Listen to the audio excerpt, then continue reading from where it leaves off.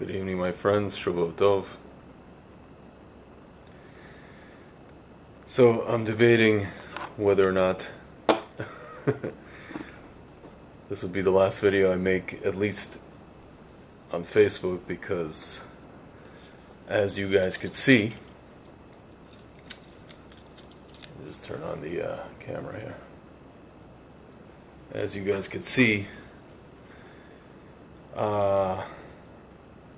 in the words of Guns N' Roses singer Axl Rose, what we have here is a failure to communicate. So, you guys might be asking yourself the question, how could it be that an ideology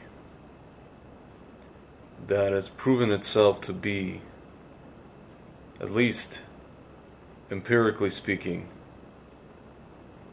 a complete disaster?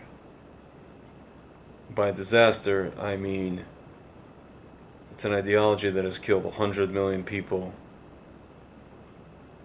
in 1 century. There are many people who would debate this. There are many people on college campuses, professors and students alike, who would come to you, and as they've come to me on places like Twitter, which I also will probably exit stage right. They will come and say that this has been debunked, or disproven, or this is some kind of right-wing talking point. So how could it be that such an ideology that was defeated in every form, whether it was culturally Chinese, culturally Russian, culturally Vietnamese, culturally Cuban, Venezuelan, North Korean, how could it be that it's still something that lives in the hearts and minds of young people, of students? How could it possibly be, my friends? How is it alive? Well, guys, I'll tell you how it's alive. If you look back at its history, its creation, the creation of this ideology, the theorists who came up with this ideology, they were all Jewish. I say this as a Jewish person. They were all Jewish. They were all Russian Jews, with the exception of Marx. I mean, he was in Germany, but the people who first implemented such a system were Russian Jews, Russian-speaking Jews, right? And what do these people claim to be doing? Or what were these people espousing, and what were these people trying to, what I call, shed? They were trying to shed the shackles of what they called religion. You know, they used to say religion is the opiate of the masses. What they were essentially doing was they were trying to disconnect themselves from what they thought was a representation of God, which in reality was actually culture, but they were essentially trying to disconnect themselves from God, and what they replaced it with was the state, and whoever was the head of that state, whether it was Lenin, Trotsky, whoever it was. And in their case, what happened was a person came in who had to, make it so that the system was implemented correctly, so that there was order. A person like Joseph Stalin, and the very students who learn about, let's say, Nazism on one hand, at least in the American education system, what you'll notice is that they're not taught about fascism on the other side of the political spectrum, which is born out of communism. But I want to get back to what I was trying to drive at, my friends. If you're wondering why this ideology, this basically dead, defunct, schwach, as we say in Yiddish, ideology persists, it persists because it is trying to sell you or sell humanity, and it does it at times very adeptly. It's trying to sell humanity one thing, and that one thing is utopia. You know, if you guys look at what's happening today with something called progressivism, right? Or being woke, what are they trying to sell you? They're trying to sell you, the people who are its purveyors, they're trying to sell you a perfect world. You're trying to sell you a world without hate, without racism, without, everybody's equal, total equality, equality of outcome. So what are they doing in the process, or what are their methods? Their methods are anybody who they suspect of disagreeing with their opinions and with their ideology or with their theories, what they call it like critical race theory and other things. What do? They automatically brand you. They label you. They go, like a cow. And they say, this person's a racist, this person is a homophobe, this person's misogynist, this person is an anti-Semite. All the while, as they accept people who are actually sinister, people like, let's say, the Ayatollah Khamenei, the one that's the Ayatollah now of Iran, they have no problem with him, oddly enough. But they do have a problem with, I don't know, the man I would call the carrot, right? So, my friends, it's really interesting that this is essentially what they're trying to sell you. They're trying to sell you utopia. And when people are selling other people utopia, but there's no mention of Hashem, there's no mention of God or the Torah, that's when you run into problems. That is when you run into problems. This is what happened during the Tower of Babel. And this actually leads me into what I want to tell you guys. I think that, I talk to a lot of people, especially people who are self-professed, Shomer Shabbat Jews, people who believe in Hashem, people who even believe in the idea of, people who believe in Hashem. But when you talk to them about something called Mashiach, the concept of a Mashiach, they cannot wrap their heads around it. Or when you talk to them and you say to them, well, all this stuff's happening today because, clearly Mashiach's coming. We in the religious world, so to speak, have been talking about this for at least the last 15 years. As much as it was, taboo in the religious Jewish world to talk about these things, basically until the Lubavitcher Rebbe made it kind of a thing, right?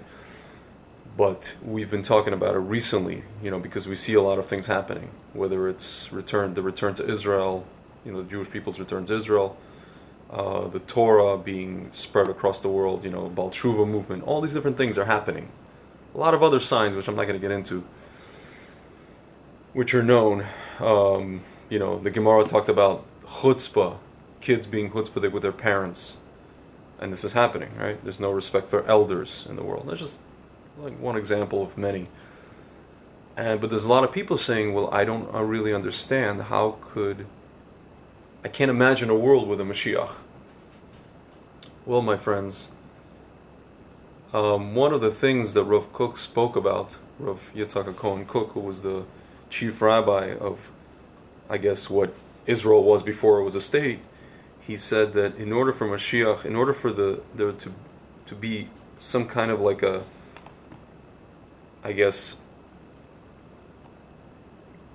I don't know what term to give it, like a God-conscious government, let's put it that way, in order for there to be a Sanhedrin and a temple and all these things that we're talking about, that our sages and our prophets talked about, the systems that we know today, even the systems that we cherish, we covet, have to fall away.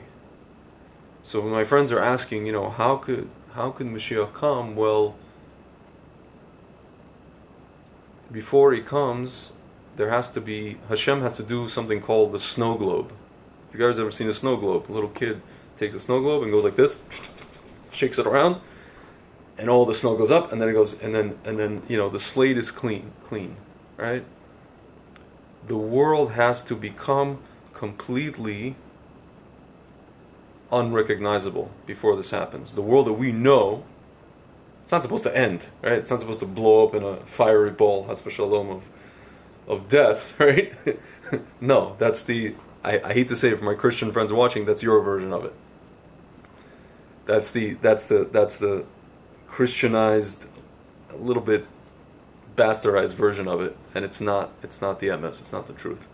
What's supposed to happen is the world has to become completely unrecognizable in a good way, and then everything will be so topsy-turvy, we will not even know, where capitalism begins and where socialism ends, or where socialism begins and capitalism ends, and where, I don't know,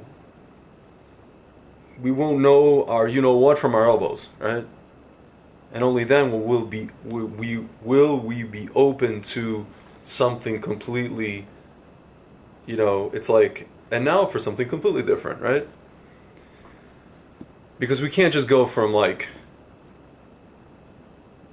the system that we know, the international, so to speak, what's called liberal with a small L system, not leftist, but liberal democracy system, to Mashiach time, where we're talking about a Sanhedrin, and I'm not talking about theocracy or Iranian style. I'm talking about like Sanhedrin and sages and a Beit HaMikdash. These are things that are so incomprehensible to us at the moment. They're so there's a few people watching. They're probably like, well, I get it. Well, most people don't. 99% of the world, 99.999% of the world is just like, what? Like, this one sec, guys. Totally incomprehensible. And so I think looking at what's happening now, guys, with all the stuff that's happening in the States, not only in the States, but around the world, Hashem is really, he's just turning the world into a snow globe. To where we're sitting around and wondering, how is it that this system, again, the failed system that I mentioned in the beginning of this video, people are still sitting around in universities and in, I don't know, TV studios and different organizations, I'm not going to name them, and still are wondering, maybe this thing, you talk to people and they're just like, well, and you tell them about Soviet Union, they're like, well, no, that wasn't socialism, those guys did it the wrong. Well, and then you tell them about China. Well, that wasn't socialism. Those guys did and then you tell them, and then some professor comes out and says, well, this thing was supposed to be implemented in England in a highly industrialized society and blah blah blah, blah system, and they just keep going on and on and on and on, and they're just still pushing this thing. But you wonder why, right? It can't be that they're all these people are intellectuals. These people are not. I want to sit around and call them stupid, but actually they're not. They're not stupid. They're not. Really, they're not. There's something, and a lot of them are Jews. A lot of them are Jews. Some of them are even Orthodox Jews. And there's something inside of them that wants this, it's like the very fruit that the snake, the serpent offered Eve. It's really a really cute, enticing idea. It's a really cute, enticing idea. This utopia, this progressive, utopia, this woke utopia. It's so tempting, my friends. It's so tempting. But when you don't have a Shem attached to it, and they don't, and they do not, then you run into the Tower of Babel. You build this giant tower all the way up to, like, to fight Hashem. This is what they're doing without knowing it. And then we know what happened with the tower. It collapsed. But maybe, just maybe, Hashem is really using this whole thing, this whole process to, as I said before, the Snowglobe. Shake it up and just make everything so unflippin' recognizable for us to be able to just be makabel something completely new, which is, Olam Haba, really the world to come, which is Beit HaMikdash and Yerushalayim and total wisdom, total emes, total clarity, the Shechina coming down, it's, we see that happening now with like Israel right now. We're making peace with our cousins. However it's happening, you want to say, oh, we gave them a ton of money, there's an alliance against Iran, whatever. All these are things that are like machinations. These are like the moving parts of the bigger picture, my friends. These are the I hate to use the word semantics. These are semantics, right? It's semantics, really. However it happens, but it's happening. Like, it doesn't matter how it's happening. It doesn't matter what your political analysis is. It's happening. Like, look at it, absorb it, like it. You know what I'm saying? And yeah. And I think that this is what's going on. If we understand that the person, the very imperfect person who was selected, he wasn't even elected, he was selected by Hashem. For the past 4 years, he's been in there. The guy comes and he's like, says all these things, people get upset, and then he just, okay, Jerusalem's the capital of Israel, the Golan belongs to Israel, Judea and Samaria, do what you got to do.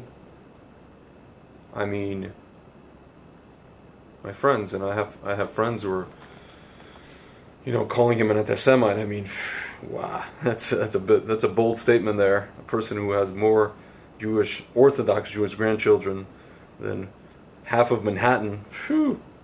Okay. So now we understand, that all of these people who want to bring a utopia without Hashem are fighting him, this gentleman, this person, tooth and nail. And there's many reasons why they're fighting him. And now we understand that this whole thing is Hashem's doing. And when we understand that, then all of us, all of you, my friends, who are sitting for the past few weeks or months and just basically freaking out that, civilization is gone, the civilization that you knew was gone, the country that you knew was gone, I'm telling you guys, the challenge and the war of our generation is not going to be physical. It's not going to be fought with guns. It's going to be fought with neshamas. It's a spiritual war, my friends. I'm telling you, like, it's clear as day, to me at least. It's a spiritual war. It is a spiritual war. I only know that because, when you work in what's called kiruv in some capacity, and you see at least even what's going on within the Jewish nation, and you see that basically there's a clamoring. People have accomplished everything in life, and now they're looking for something. Something's missing, right? And there's a clamoring for spirituality. Jews are going to Buddhism and Tibet and this and that and blah blah blah, searching far and wide. They don't know where to look. And it's right in front of their face. It's their own Torah, it's their own sages, and they're just like grasping, they're like a blind man in a dark room looking for a black cat that isn't there. And we understand that our war is spiritual, my friends. We understand that. And we understand that the only way we will have that utopia that these people want, these people who keep resurrecting this dead ideology, the only way that ideology will come to fruition, or a ideology, a perfect world, a tikkun olam as they call it on college campuses and at commencement speeches in Ivy League universities, the only way it'll come about is if you connect to Hashem and the Torah. And then everything you're doing will lead to perfection of the world, as opposed to destruction and censorship and, misinformation and lies and double standards and all these other things. And my friends, but just understand that Hashem, in order for these things to happen, Hashem has to shake us up. He has to make this world completely unrecognizable so that we recognize Him. Because right now we're not going to recognize Him. As long as we're recognizing other things, even the things that we understand to be very good and very proper, I dare say, like even something like the U.S. Constitution, as long as we recognize those things, we are going to be blocked from recognizing Hashem in His totality. That's pretty much it, my friends. I hope my words come across clear. Sometimes it's difficult to formulate. These are very, very kind of, I hate to say, esoteric or abstract ideas. To some people they might be simple, other people may be like scratching their heads. If you guys have any questions, feel free to ask, feel free to comment, and let not your heart be troubled. Alright guys, talk to you soon.